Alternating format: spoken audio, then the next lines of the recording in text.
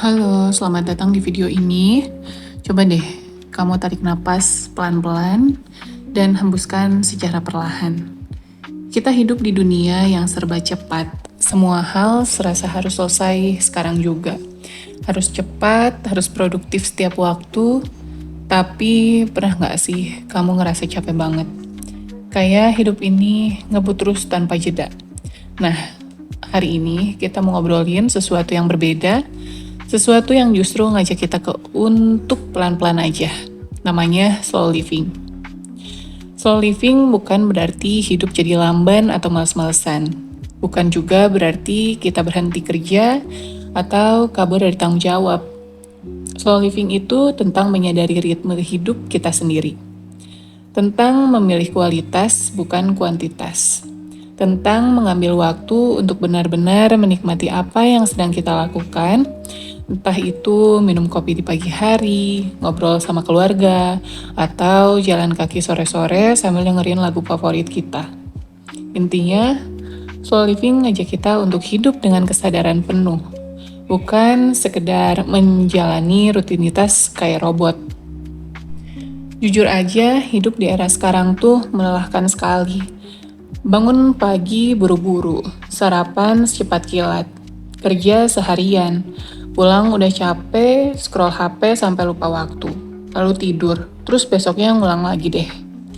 Kita sering ngerasa ketinggalan kalau nggak ngelakuin banyak hal sekaligus. Tapi makin kita buru-buru, makin kita ngerasa kosong. Nah, disinilah slow living jadi penting.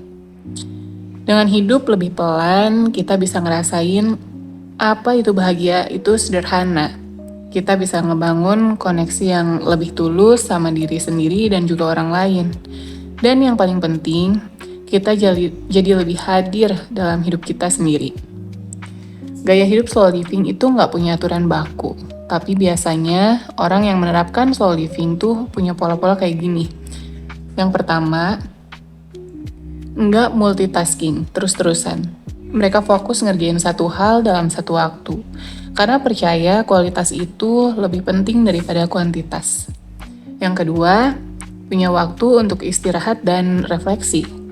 Mereka nyempetin waktu buat mikir, merenung, atau sekedar duduk diam sambil ngopi. Yang ketiga, menikmati proses bukan cuma hasil. Misalnya, masak pelan-pelan sambil nikmatin aromanya, bukan cuma buru-buru biar makanannya cepat jadi. Yang keempat, prioritaskan hubungan yang bermakna. Mereka lebih memilih ngobrol beneran sama teman daripada sekedar chat lewat HP. Yang kelima, sadar akan konsumsi. Belanja secukupnya, makan seperlunya, nggak asal beli hanya karena FOMO. Kalau kamu tertarik mencoba slow living, tenang. Gak harus pindah ke desa atau resign dari pekerjaan. Kamu bisa mulai dari hal-hal kecil. Yang pertama, ubah pagi harimu. Jangan langsung buka HP. Coba bangun, tarik napas yang dalam, minum air hangat, dan nikmati pagi tanpa buru-buru. Yang kedua, jadwalkan waktu tanpa gangguan digital. 1 jam aja tanpa notifikasi bisa bikin kamu merasa lebih tenang dan juga hadir. Yang ketiga, lakukan satu hal dengan sepenuh hati. Misalnya, saat makan, coba deh matiin TV, simpan HP, dan fokus sama rasa makanannya. Yang keempat, rapikan ruanganmu. Kurangi barang yang gak perlu, lingkungan yang bersih, bikin pikiran lebih ringan. Yang kelima, katakan enggak kalau memang capek. Kamu gak harus bilang iya ke semua ajakan atau pekerjaan. Jaga energi kamu. Kadang orang mikir slow living itu artinya nggak punya ambisi atau nggak mau sukses. Padahal sebaliknya, orang yang hidup pelan justru lebih sadar akan tujuannya. Mereka tahu apa yang penting buat mereka. Dan nggak mudah terdistraksi sama hal-hal yang nggak sejalan. Slow living itu bukan tentang memperlambat semua hal, tapi memperlambat yang nggak perlu. Supaya kita bisa lebih cepat sampai ke hal yang benar-benar penting. Ada beberapa manfaat slow living yang sering dirasain orang-orang.